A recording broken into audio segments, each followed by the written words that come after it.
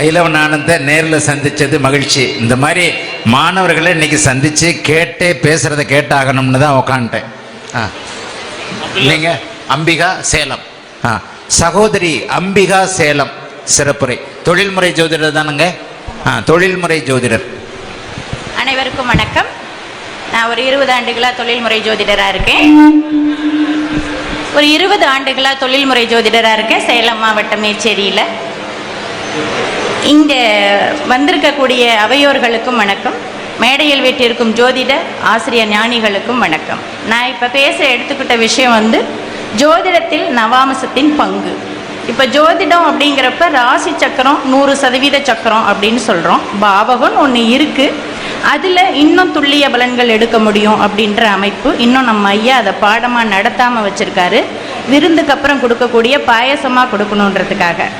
நம்ம இப்போ நவாம்சத்துக்கு போகலாம். நவாம்சம்னா என்னங்கிறது நம்ம எல்லாருக்குமே தெரியும். பொதுவாகவே நவாம்சம் பற்றி பேசலான்னு நினைக்கிறேன். என்ன எதை பற்றி உங்களுக்கு ஏதாவது ஒரு ஸ்பெஷல் பாயிண்ட் கொடுங்களேன் அப்படின்னு நண்பர்கள்கிட்டலாம் கேட்டிருக்கேன். நவாம்சம்னா ஒன்றுமே இல்லை, சுப வர்க்கம், பாவ வர்க்கம், வர்க்க உத்தமம், இதை தவிர வேறு எதுவுமே கிடையாது அப்படின்னு முடிக்கிறோம். அப்படி தான் நம்ம எல்லாருமே இருக்கிறோம். ஆனால் நவாம்சம்னா எனக்கு ஃபஸ்ட்டு தெரியாது. இது மட்டும்தான் தெரியும். வர்க்க உத்தமம் மட்டும்தான் தெரியும். சுபர் பாவர் வீடுகள் கூட எனக்கு பிரித்து பலன் பார்க்க தெரியாது. ஆசிரியருடைய வகுப்புகள் ஆரம்பித்ததுக்கப்புறம் நமக்கெல்லாம் ஒரு தீனி போடுற விதமாக நிறைய கேள்விகள் கேட்கக்கூடிய வாய்ப்பு கிடச்சிது. அந்த வாய்ப்பில் நான் தான் ஃபஸ்ட்டு ஐயா கிட்ட நவாம்சம் பற்றி விளக்கம் தாருங்கள் ஐயா கேட்டுக்கிட்டே இருப்பேன். அவர் ஒரு 20 to 30 கிளாஸ் முடிக்கிறதுக்குள்ளேயே நான் அந்த கேள்வி கேட்க ஆரம்பிச்சிட்டேன். அப்புறம் 2 வகுப்பு நடத்தினார் ஆன்லைனில். 2 மணி நேரம் 4 மணி நேரம் நடத்தினார். அதில் ஒரு புரிதல் எனக்கு கிடைச்சிது. ஈரோடு கோபு ஐயாவுடைய நேரடி மாணவியா? ஐயா கிட்டையும் படிச்சிருக்கேன். ஈரோடு ஐயாவோட அவர்களுடைய அந்த பரிகார விதங்கள் எனக்கு அவ்வளவு அருமையான ஒரு சப்போர்ட் பண்ணுச்சு. அதை தான் என் மக்களுக்கு உயிரூட்டமான பரிகாரங்களாக சொல்லிகிட்டு இருக்கேன். பரிகாரம் மாந்திரிகம், எந்திரம், தந்திரம், பில்லி சூனியம்லாம் கிடையாது. உயிரூட்டமான பரிகாரங்கள். இதுதான் குருஜி ஐயா தான் ஃபஸ்ட்டு எனக்கு அறிமுகமானார். ஐயாவினுடைய உயிரூட்டமான பரிகாரங்கள் பார்த்ததுக்கப்புறம் மேடையில் கேட்டதுக்கப்புறம் 2 பேரையும் ஃபாலோ பண்ணி நான் வந்துட்டுருக்கேன். பரிகாரங்களுக்கு இவர் தான் அப்படின்றது முத்திரை குத்தப்பட்ட ஒரு நாகரிகமான பரிகாரம். இப்போ பலனுக்குள்ளே போகலாம். நவாம்ச சக்கரங்கிறது கேள்வியாக எனக்கு கேட்க வேண்டிய அவசியம் இருந்தது. ஏன்னா ஐயா பலன் நடத்தும் போது, ஒவ்வொரு ஜாதகத்துக்கு பலன் நடத்தும் பொழுதும், உயர்நிலை பலன் சொல்லும் பொழுது நவாம்சத்தை தொடாமல் பலன் சொன்னதே இல்லை. சரி, அப்போ நம்மளும் அதை கற்றுக்கலைன்னா எப்படி படிக்கிறது, எப்படி சொல்கிறது அப்படிங்கிறப்போ நவாம்சத்துக்குள்ளே ஆல்ரெடியே பேசிட்டாங்க. இப்போ நவாம்சம் போட்டு நமக்கு கொஞ்சம் சிரமம் கொடுத்தாங்க. ஐயா அதுக்கு விளக்கமும் கொடுத்துட்டாரு. இந்த 100 மதிப்பெண் குருவினுடைய வீடுகளுக்கு 100 80, துலா வீடுகளுக்கு, அதாவது சுக்கரனுடைய வீடுகளுக்கு 80 60, அதே மாதிரி புதனுடைய வீடுகளுக்கு 60 40, அரைப்பாவர் அவருக்கு சூரியனுக்கு 30 மதிப்பெண். அதே மாதிரி சந்திரன் ஒளியற்ற நிலை 2 வகையிலையும் 20 to 100. சில நேரம் சனி போல, சில நேரம் குரு போல பலன் தரவர் அப்படின்னு சொல்லிட்டாங்க. அதுக்கு அடுத்தது சனி முழு பாவர் அப்படிங்கிற கணக்கில் 10 to 20 அந்த மதிப்பெண் கொடுத்தாச்சு. செவ்வாயை பொறுத்த வரைக்கும் 3/4 சுபர், 3/4 பாவர், 1/4 சுபர் அப்படிங்கிற அடிப்படையில் நமக்கு 20 to 25 மதிப்பெண் கொடுத்தாச்சு. இப்போது ராசி சக்கரத்தில் நம்ம லக்னத்தை சரியாக எடுத்துக்கிட்டோம், தசைகளை சரியாக எடுத்துக்கிட்டோம், கிரகத்தோட ஸ்தான பலங்களை சரியாக எடுத்துக்கிட்டோம்.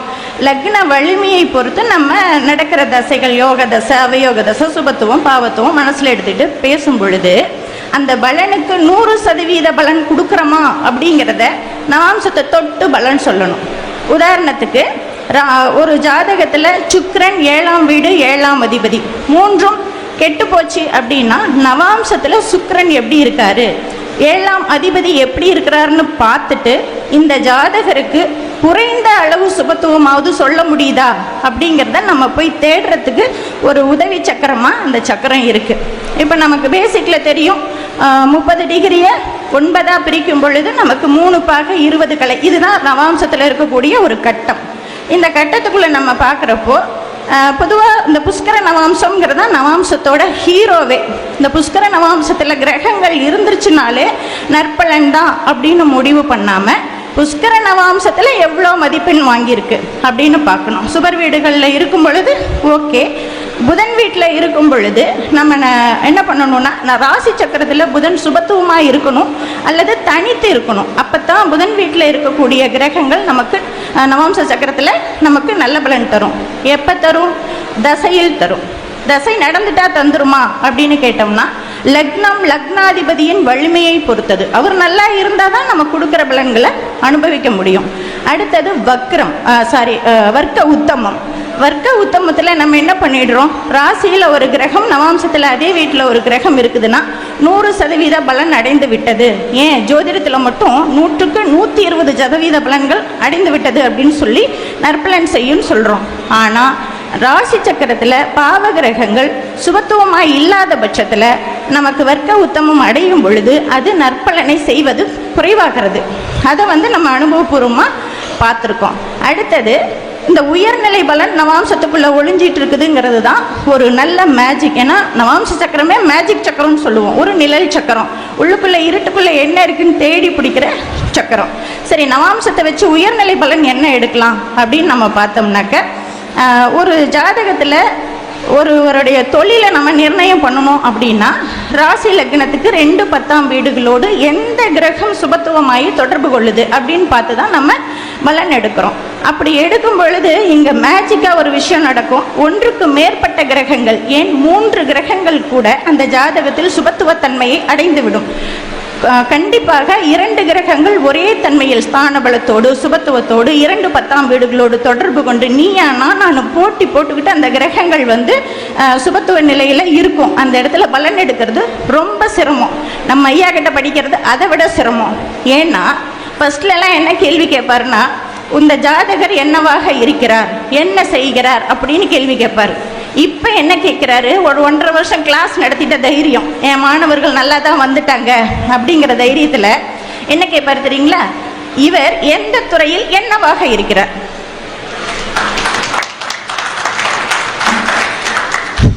ஒரு அளவுக்கு கஷ்டப்பட்டு இப்போ தான் படிக்க ஆரம்பித்தோம். மறுபடியும் இன்னொரு கேள்வி கேட்குறார், நீர் ராசியா நில ராசியா நெருப்பு தத்துவ ராசியான்னு பார்த்து பலன் எடுக்கணும் அப்படின்னு. போன வாரமோ அதுக்கு முன்ன வாரமோ ஒரு பலன் எடுத்திருந்தாரு. நில ராசியில் செவ்வாயோட வீட்டில் சனி இருக்கு, சூரியனும் இருக்கு ராசி சக்கரத்தில். நவாம்ச சக்கரத்தில் சனி சுபத்துவம்.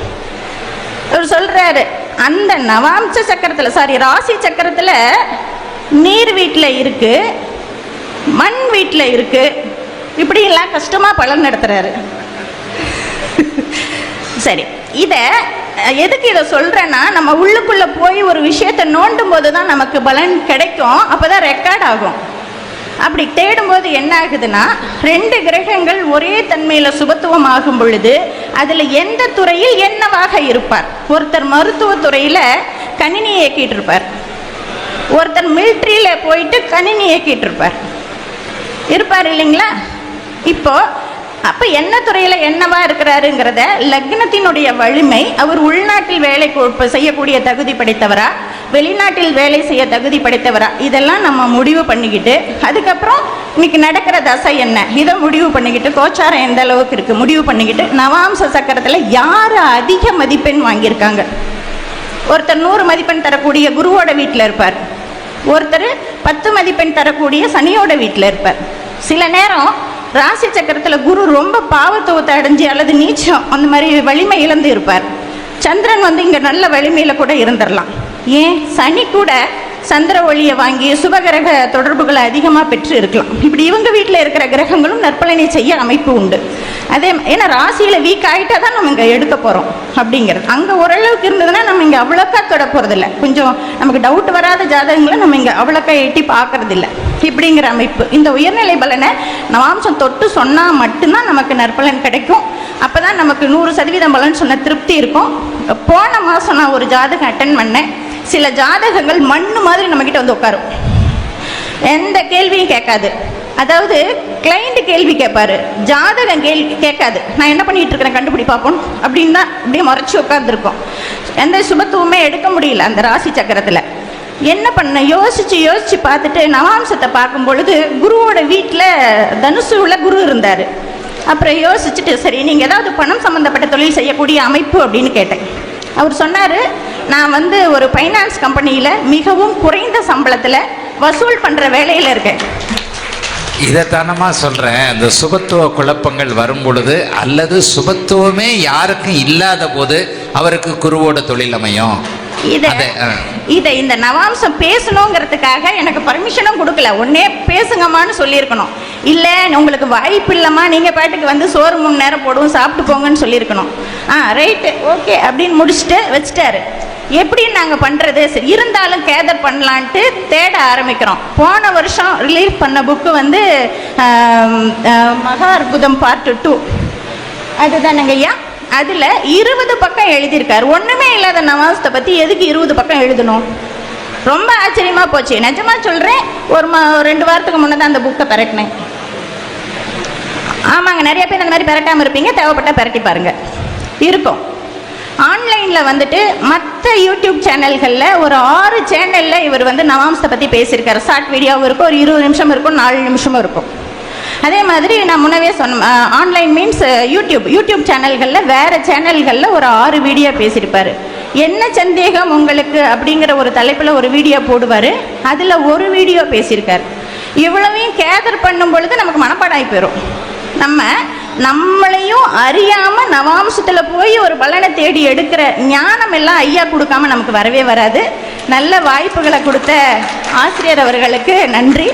முன்னை விட நான் இப்போ கட்டணம் நிறைய வாங்குகிறேன். முன்னை விட எனக்கு வந்து வாடிக்கையாளர்கள் பாராட்டுகள் நிறைய கொடுக்குறாங்க.